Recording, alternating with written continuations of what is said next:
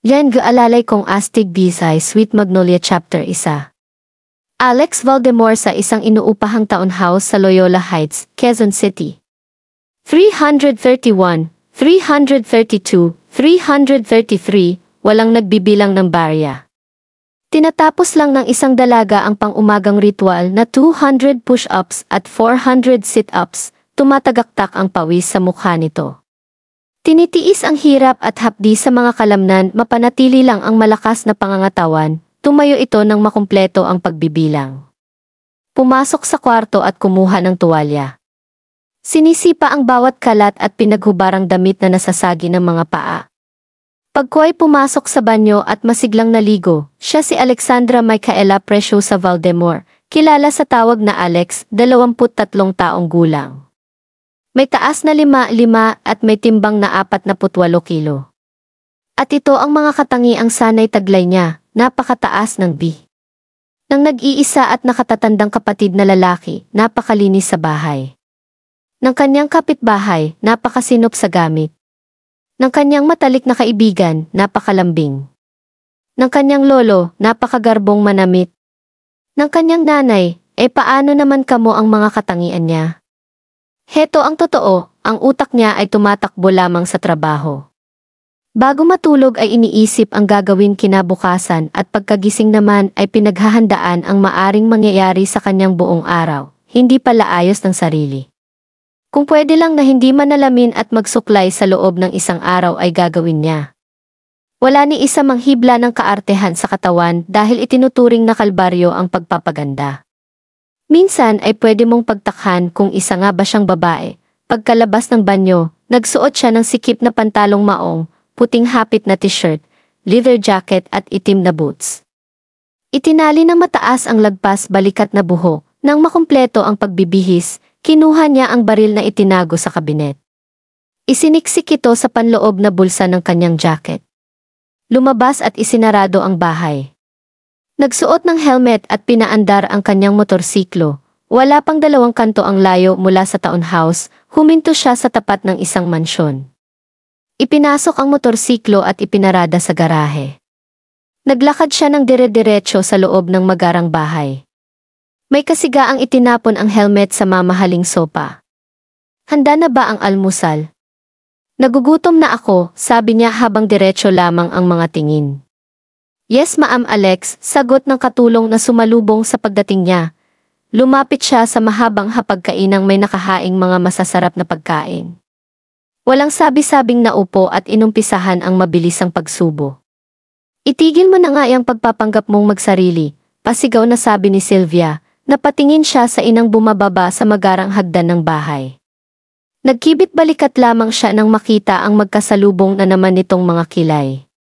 Inaasahan niya na ang simula ng walang kapagurang panenermo nito sa tuwing mabubungaran siya sa umaga. Parang wala namang pinagkaiba ang mga pangyayari. Hindi mo pa rin naman magawang asikasuhin ang sarili mong buhay. Bumukod ka nga dadalawang kanto lang ang layo. Anong independent ang pinagsasabi mo? Tinutulugan mo lang naman ang bahay na yun. Dito ka pa rin naman kumakain, mga katulong pa rin naman dito ang naglilinis ng apartment mo. Ilang beses ko bang sasabihin sa'yong bumalik ka na lamang sa bahay na to? Patuloy lamang siya sa pagsubo ng pagkain. Manhid na ang kanyang mga tenga sa pagbubunganga ng ina. O Alex, buhay ka pa pala. Akala ko kasama ka na doon sa mga nabaril sa engkwentro sa isang bangko sa Maynila, bungad sa kanya ng nakatatandang kapatid na si Dennis. Kabababa lang nito mula sa kwarto at nakahanda na rin itong pumasok sa trabaho. Isa itong doktor na higit na ipinagmamalaki ng ina niya kumpara sa kanyang propesyon, inismiran lang niya ang nanunuksong kuya. Itigil mo nga yung mga ganyang biro Dennis, utos ng ina. Mom, dapat sinasanay mo na ang sarili mo. Para namang hindi mo kilala yung anak mo. Kung pwede nga lang salubungin ang bala ay gagawin yan. Kasalanan niyo yan. Pinapaniwala niyo pwede siyang maging si Lara Croft. Yaya maring pahinging coffee. Anong kasalanan ko? Isisi mo yan sa lolo mo. Lumabas ang kanyang lolo mula sa kwarto nito na matatagpuan lamang sa unang palapag ng bahay malapit sa dining hall. Nagliwanag agad ang mukha nito pagkakita sa kanya. Is a favorite apo. You're here already. Hi Lolo, bati niya nang may malambing na ngiti, pinunasan niya ng tissue ang bibig at malugod na humalik sa pisngi ng matanda. Lolo niya ang 68 anyos na retired general na si Norberto Valdemor, isang kilala, nire-respeto at maimpluwensyang dating opisyal ng pulisya. Ano Hija, kumusta ang trabaho mo? Malapit ka na bang ma-promote? Tanong nito habang umuupo sa hapagkainan. Huwag kayong mag-alala Lolo, malapit nang mangyari ang bagay na iyan. Isang successful assignment na lang tiyak kong tataas na rin ang ranggo ko. Naka-thumbs up na sabi niya habang puno ng pagkain ang bibig. Nagkatinginan si Sylvia at Dennis. Yan ang hirap sa inyo Papa. Kinukonsinti mo yang si Alex dyan sa pagpupulis niya. Hindi porket dating general kayo ay kinakailangang may magmana sa propesyon nyo. Sylvia, anong magagawa ko kung ito rin ang hilig ni Alex? Anong gusto mo? Umasa ako dyan sa lalampalampa mong anak na lalaki. Biglang naubo si Dennis.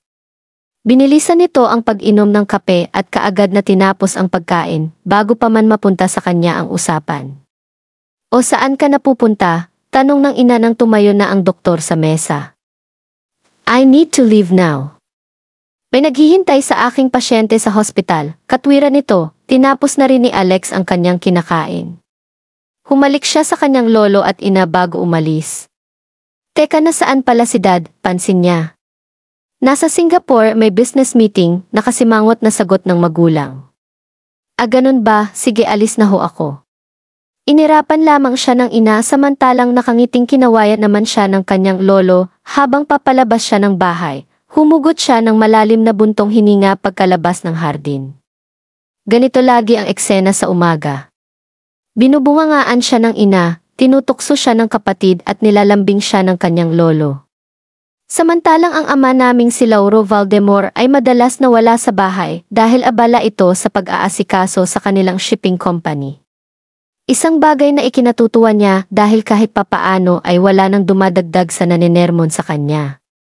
Hindi rin kasi ito boto sa pagpupulis niya. Pinagbigyan lang talaga siya nito sa kanyang hilig dahil sa pagbaback up sa kanya ng lolo, muli siyang sumakay sa motorsiklo. Maingat siyang nagmaneho patungong headquarters.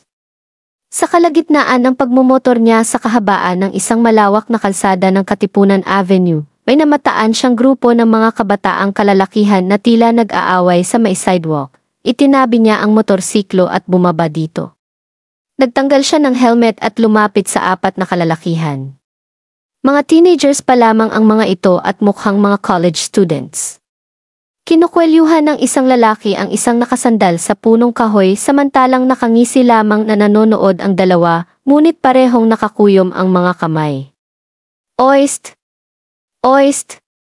Ano yan? Sita niya, tumingin sa kanya ng masama ang lalaking nanguwelyo. Huwag kang makialam dito, miss. Tuturuan lang namin ng leksyon ang taong ito. Napatingin siya sa binatilyong pinagtutulungan ng tatlo. Tahimik at halatang kalmado lamang ito. Walang bakas ng takot ang mukha. Bawal ang mag-away dito. Gusto niyo bang dalhin ko kayo sa mga pulis? Walang pagdadalawang isip na lumapit siya upang tanggalin sana ang kamay ng lalaki sa pagkakahawak sa kwelyo ng isa. Subalit bago pa man niya ito mahawakan ay sinugod siya ng dalawa nitong kasamahan. Sinubukan siyang suntukin ng mga ito, subalit mabilis siyang nakailag, sumama na rin ang nanguwelyong lalaki sa pag-atake sa kanya. Walang tigil sa pagtapon ng mga suntok ang tatlong samantalang patuloy naman siya sa kanyang pag-ilag. Panaihangin lamang ang natatamaan ng mga ito. Hanggat maari ay ayaw niyang patulan ang mga lalaki. Bilang isang pulis, prinsipyo niya ang habaan ang pasensya sa mga delikwente at menor de edad. Ngunit nang mapagod na siya at tuluyang mapikon, wala siyang nagawa kundi bigyan ang mga ito ng tig-iisang mabibilis, ngunit malalakas na suntok sa mukha, natumba ang tatlo at nanlalaki ang mga matang tumingin sa kanya. Halatang hindi inasahan ng mga ito ang lakas niya. Ano gusto niyo akong labanan? Gusto niyong bitbitin ko kayo sa istasyon ng pulis, ngayon na, nananakot na sabi ni Alex habang pinandidilatan ang nakahandusay na mga binatilyo. Natakot ang mga lalaki at sabay-sabay na umiling. Natataranta ang mga itong nagsipagtayuan at mabilis na tumakbo papalayo, Ningising-ngising hinabol ni Alex ng tingin ang mga lalaki. Pinagpagan niya ang mga kamay at itinuwid ang suot na jacket. Noon niya lamang napansin ang naiwang binatilyo. Sa ayos at pananamit nito, halatang isa itong anak mayaman. Gwapo, maputi, mapupula ang mga labit pisngi at parang babae sa kinis ang mukha. Tahimik pa rin ito at kalmadong nakatayo. Nakangiting nilapitan niya ito, hinawakan sa ulo at ginusot ang buhok. Ayan, ligtas ka na. Kinikikilan ka ba ng mga yun? Sa susunod mag-ingat ka. Sayang gwapo ka pa naman, masiglang sabi niya, kaagad na tinanggal ng kausap ang kamay niya sa buhok nito at inilayo ang ulo. Mabilis nitong inayos ang nagusot na buhok.